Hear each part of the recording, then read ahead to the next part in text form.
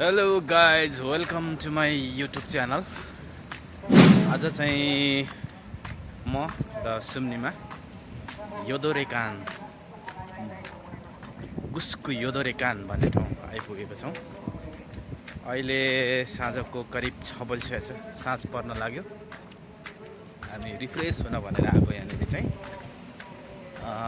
यहाँनिरको विशेष चिजहरू तपाईँहरूलाई म देखाउँदैछु।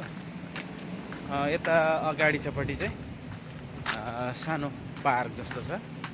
त्यो पार्कको बाटो हुँदै तल झऱ्यो भने चाहिँ साना साना ग्राउन्डहरू छ, यसो शारीरिक व्यायाम गर्ने ग्राउन्डहरू छ। यतापट्टि चाहिँ पहिले यहाँनिर चाहिँ तपाईँको सेकेन्ड वर्ल्ड वारको समयमा चाहिँ बाह्य शत्रुहरूसँग लड्नका लागि बनाइएको बङ्करहरू छ यहाँनिर छ।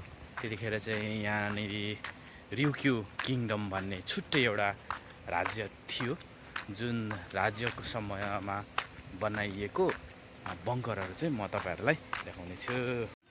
यो चाहिँ प्रवेशद्वार गेट।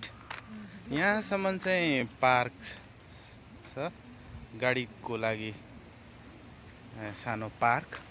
यहाँसम्म चाहिँ गाडी ल्याउन पाइयो र यहाँदेखि चाहिँ गाडी इन्ट्री हुन्न, हिँडेर नै तपाईँले यहाँनिरको सबै वस्तुहरूको अवलोकन गर्न पर्ने हुन्छ। यहाँ चाहिँ नोटिस बोर्ड, यहाँको इन्फर्मेसन बोर्ड पनि यहाँनिर राखिएको छ। यसरी यहाँनिर चाहिँ उरासोय योदोरे भनेर लेखिएको छ र यहाँनिर चाहिँ विभिन्न चिजहरू कता कता कसरी बनाइएको छ भनेर चाहिँ त्यो इन्फर्मेसनमा राखिएको छ। म यो देब्रे साइड जान्छु। देब्रे साइड गएर तपाईँहरूलाई यहाँनिर कस्तो कस्तो चिजहरू छ भन्ने कुराहरू म देखाउँदै जानेछु।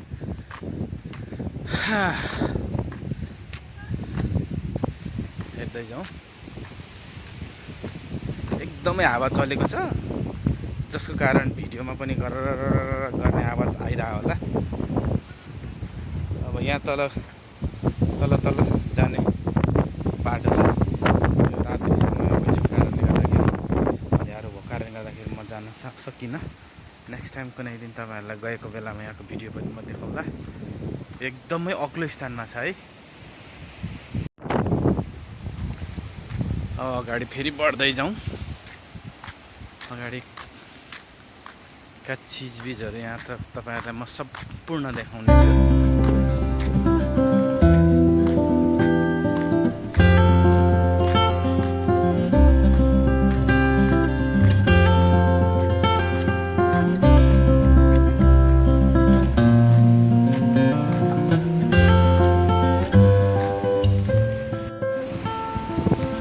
के चाहिँ यहाँ पनि नोटिस बोर्ड रहेछ। यहाँ सम्पूर्ण अक्षरहरू चाहिँ जापानिज खान्जीमा छ। मलाई पनि पढ्न निकै गाह्रो भयो। यतापट्टि के छ, यतापट्टि चाहिँ सानो पार्क जस्तो एरिया रहेछ। खासै केही त रहेन रहेछ। यो के हो, एउटा स्तम्भ रहेछ। यस्तो स्तम्भ है। स्तम्भ साथसाथै यो के हो, हाम्रो नेपाली कल्चरमा भन्ने हो भने यो ढुङ्गे धाराहरू जस्तो कि त यहाँनिर देवस्थलहरू जस्तो प्रकारको रहेछ। अब यता जाउँ। फेरि यहाँ चाहिँ के छ हेरौँ। यहाँ पनि सानो एउटा पोलमा चाहिँ उरासोय गुसुकु भनेर लेखिएको रहेछ।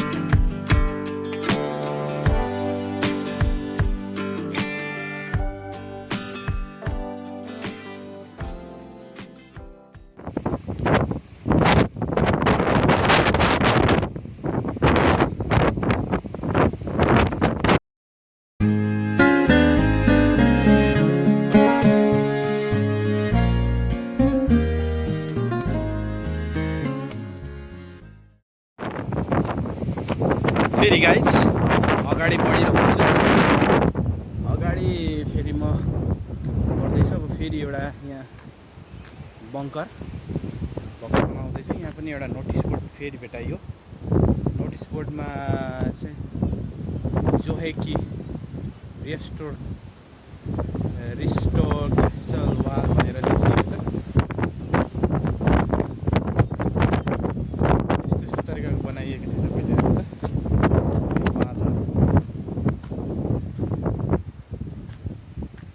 यसो चाहिँ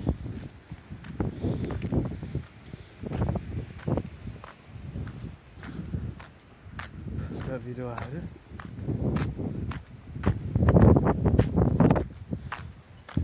पहिले नै एकचोटि आएको थिएँ, करिब 1 वर्ष अगाडि जस्तो म यहाँ आएको थिएँ।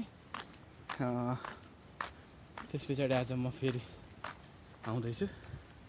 समय निकै चाँडो बित्दो रहेछ, कति छिटो 1 वर्ष बित्यो।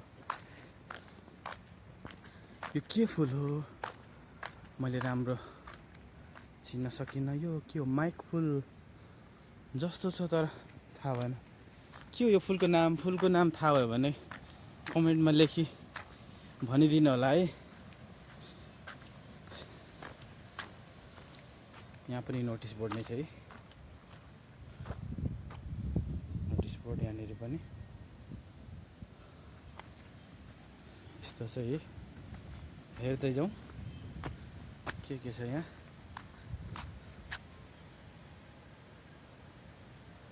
नयाँ पालुवा फेर्दै गरेको बिरुवा जस्तो छ।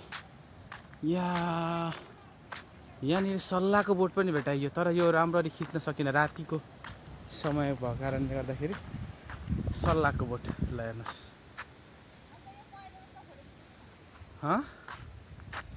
सल्लाहको बोट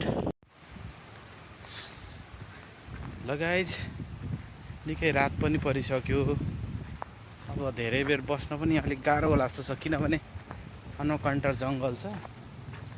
अनकन्टर जङ्गलको बिचमा बस्नु त्यति राम्रो, लामो समयसम्म बस्न राम्रो होला जस्तो मलाई लागेन।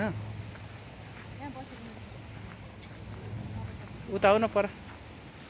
अनि अब यो माथिल्लो टप हो, धेरै टप। यो सम्पूर्ण भाग त मैले खिच्न भ्याएन आज, किनभने समयले साथ दिएन। लगभग 50% भन्दा पनि 70% चाहिँ मैले यहाँनिर सम्पूर्ण भागहरू खिचेर तपाईँलाई देखाएँ। भन्दै आगामी दिनहरूमा पनि यस्तै नयाँ रोचक भिडियोहरू लिएर यहाँहरू समक्ष फेरि म आउने नै छु। तबसम्मको लागि मलाई बिदा गर्नुहोस्। नमस्ते, बाई बाई।